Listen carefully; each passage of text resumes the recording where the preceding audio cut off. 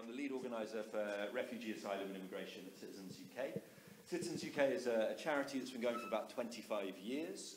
We're set up by a Quaker from Bristol who was a director of Save the Children, a regional director, and became pretty frustrated with, over the course of his career really, with traditional social work responses to problems. People would come in facing all kinds of pressures in their life, and Neil would help them out, and his team would help them out. But he would see those same problems year after year after year after year. And so he created Citizens UK to tackle some of the root causes. So normally the core problem many communities face is they don't have enough power to achieve change on things they really care about. So what Citizens UK does is build permanent networks of different faith groups, trade unions, schools, colleges and charities, so we have a bit more power and can win on the things that really affect us. There are now 12 million people who've been displaced through the violence and through the civil war that is raging currently in Syria. Of those 12 million, 8 million are still stuck within the country. So 8 million people are stuck in Syria in a state of civil war, very difficult to get out, incredibly dangerous conditions, but they've been displaced from their homes. 4 million people in Syria have been displaced to the surrounding countries. So 4 million people have made it to Turkey, have made it to Jordan, have made it to Lebanon, have made it outside of their country. Of those 4 million, most of them will be registered, large proportions of them will be registered by the UNHCR, which is the UN High Commission for Refugees. So they'll be registered as refugees. When we talk about camps, and people talk about camps in Lebanon or Jordan, there are large camps, but there are also people who are living, sleeping rough, or living in any accommodation they can get hold of. To give you an idea, about 1 in 4 people in Lebanon is a Syrian refugee. So the proportions are enormous, right? So 4 million in the surrounding countries. Of those 4 million, the UN has declared 320,000 of them are acutely vulnerable. So those 320,000 include people who have survived sexual violence or torture. They might be very young, they might be very old, they might be very ill. They've said that those 320,000 urgently need to be resettled. So resettlement is where you take someone from a conflict area or from a refugee camp in one of the surrounding countries and you resettle them to a safe environment. Yeah? So 320,000 people the UN have declared are in urgent need of resettlement. In terms of running the UN camps out in the region, the camps have received about 1/3 of the funding they need to operate effectively. Britain is one of the largest international donors. We've given £1 billion to those camps, and a further 400 million was announced for Turkey the other day. But they are still chronically underfunded, and even if they were funded as well as they could be, 320,000 people would still need to get out because they couldn't survive. So, that's the broad context. 500,000 people have then sought to leave the region, Lebanon, Jordan, Turkey, and try to make it to Europe. So about 500,000 people have made it to European shores, surviving terrible journeys. Some of the images that we've seen on TV are reminiscent of. Most of those people are concentrated in Italy, Greece, and also up along the kind of Hungarian route through the Balkans. So those are the majority of people who've travelled overland and sought to escape. So that's the kind of broad bones of what's gone on. In terms of the British government, so the British government is currently committed, A, as an international donor to give money, B, to resettle 20,000 people. So that is to say, take 20,000 people off the 320,000, but to do it over 5 years. Remember, of course, the UN call was that they be urgently resettled. So it's a real problem. So 20,000 over 5 years is the current commitment to that, and as an international donor. The UK is the only country in Europe that is refusing to play any part in helping people who make their own way to European Union. Yeah? So that's the broad bones of it. To date, the Syrian resettlement programme has been going for about a year and a half. The last published statistics said that they had resettled about 260 people from Syria over a year and a half. But the government's now committed to resettling 1,000 by Christmas as a result of a campaign that I'll tell you more about in a little bit.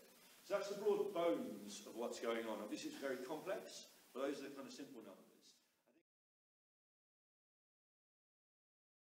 Asylum seekers are people who arrive in a country and they claim asylum under the Geneva Convention, right? And until they are granted refugee status, they are an asylum seeker. If they are refused, they become a refused asylum seeker. So only people who are arriving in Britain and claiming are asylum seekers. Resettlement works differently. Rather than people making their own way and claiming, Resettlement takes people who are already refugees, who can't survive in the country they're in, and resettles them to a safe country. So they already have refugee status, which entitles them to mainstream benefits and to work. So that's the core difference. The 20,000 commitment is to resettlement, so resettling people who will have status be refugees. If any people make it on their own and make it to Britain, they're asylum seekers. The refugees who are resettled, their status lasts for 5 years. They're then able to reapply, so the 20,000 get 5 years. They can then reapply, and the government instead, there will be a presumption, which is that they get granted further 5 years and settlement. So that's the core difference.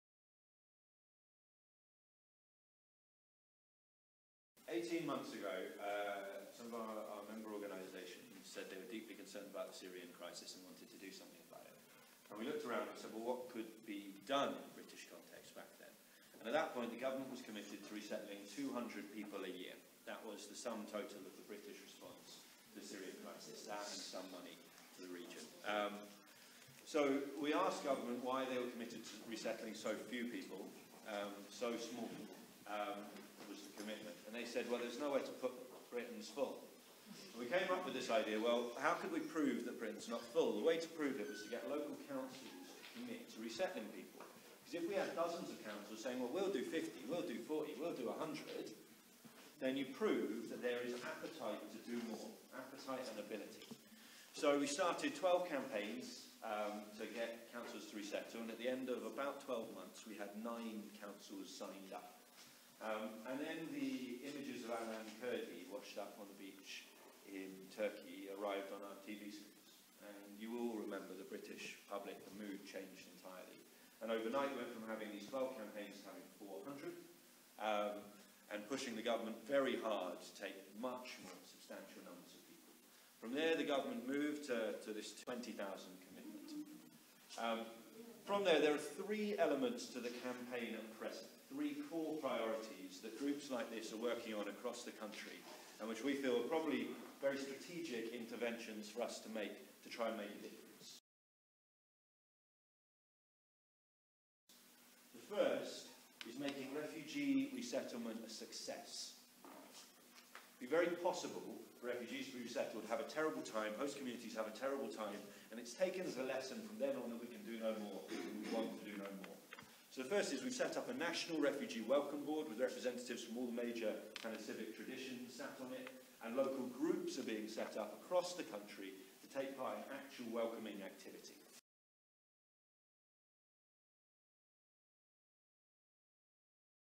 The second strand to our work is to say, well, 20,000 isn't nearly enough. So we set the challenge to government to resettle 50,000 and to resettle 1,000 people before Christmas. You may have seen we got quite a bit of coverage with the 1,000 Before Christmas campaign. It was successful. The government did agree to speed up efforts very substantially. But they're still holding this line on 20,000 people. Our strategy to break it is twofold.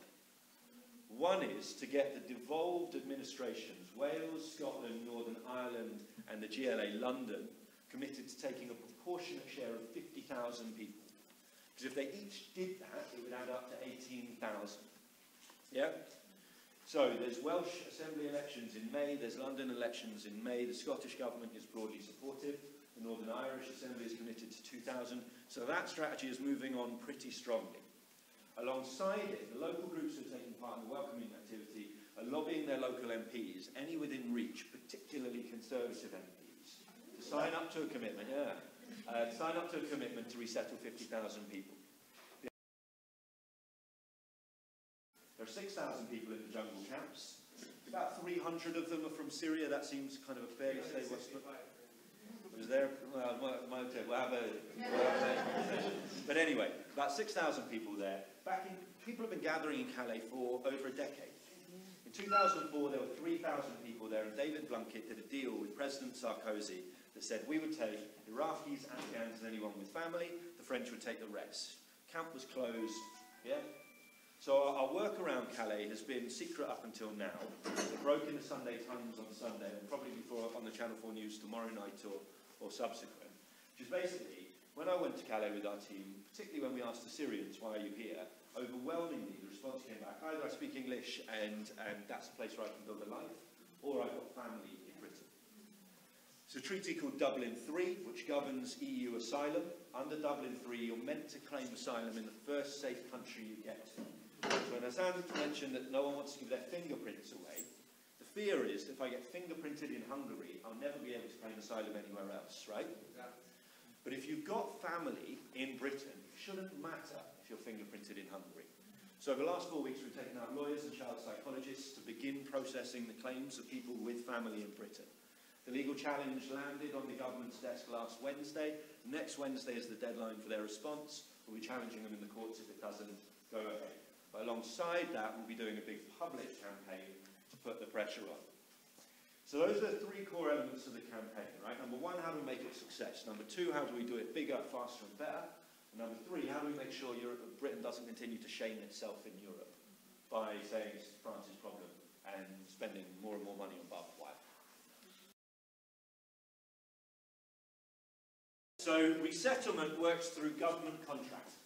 National government gives local government a pot of money with which they provide resettlement. They can either do it themselves, i.e. do it in-house, or they can contract an organisation like Refugee Council, Refugee Action, or a local housing association to provide it.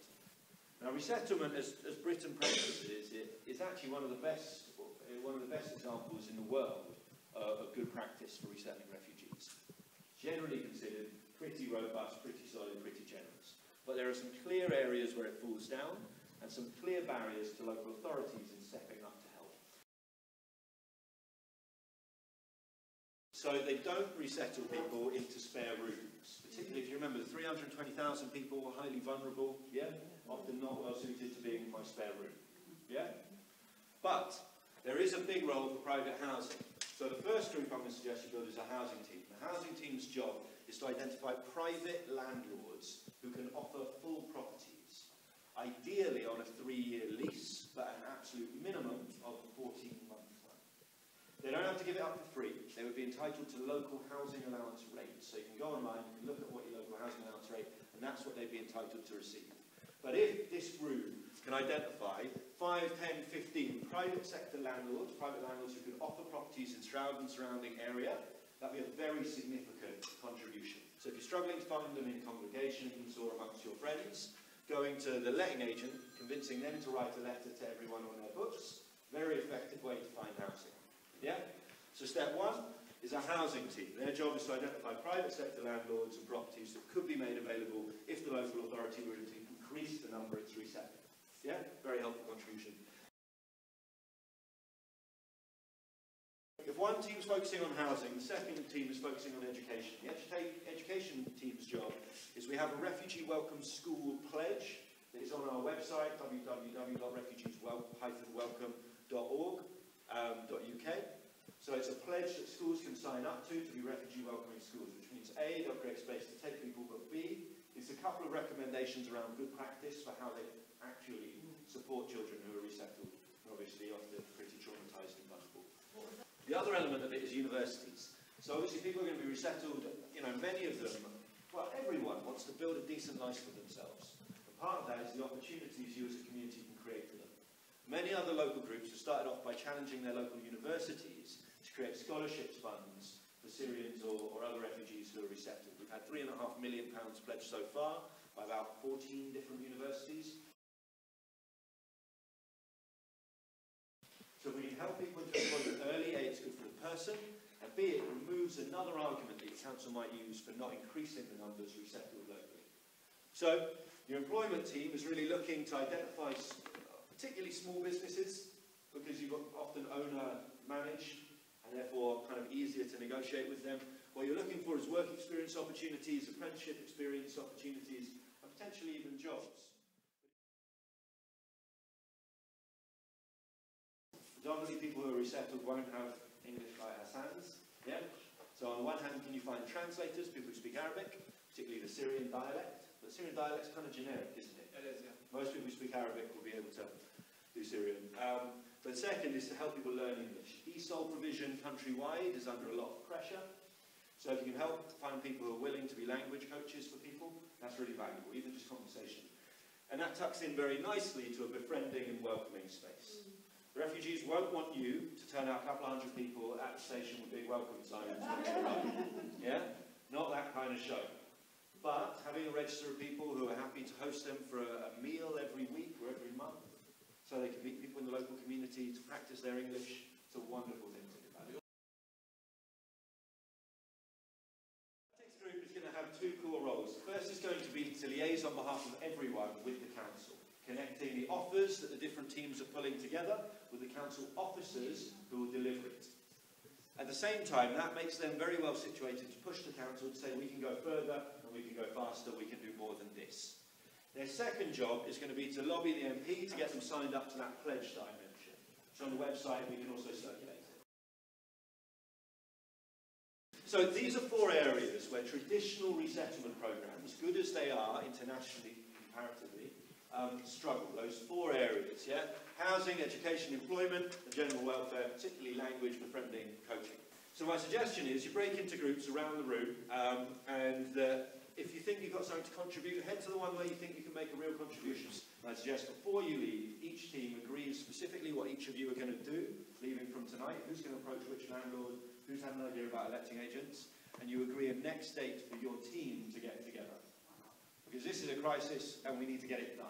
Does that sound all right? Yeah.